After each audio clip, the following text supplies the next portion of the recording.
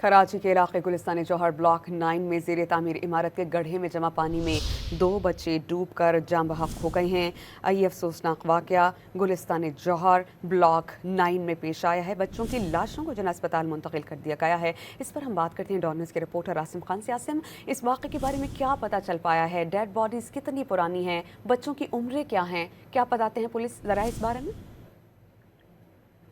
जी हाँ, अफसोसनाक वाक़या पेश आया है गुलिस्तान जौहर है ब्लॉक 9, जहाँ पर एक रिहायशी कमर्शियल इमारत की तामीरात के दौरान खोदे गए गड्ढे में बारिश का पानी भरा हुआ था और यहीं पे 2 करीबी आबादी के बच्चे इसमें नहा रहे थे जो डूबकर जाँ बहक हुए हैं, जिनकी डेड बॉडीज जो है एडी के रज़ाकारों ने निकाल कर अस्पताल मुंतकिल की है। ताहम जो है इनकी उम्रें 12 से 11 साल बताई जा रही हैं और आपस में एक ही महल्ले की दोनों बच्चे जो है वो बताए जा रहे हैं। पुलिस ने जो है लाशें अस्पताल मुंतकिल करके मज़ीद वाक़े की तफ्तीश शुरू कर दी है। बहुत शुक्रिया आसिम, आपने अपडेट किया।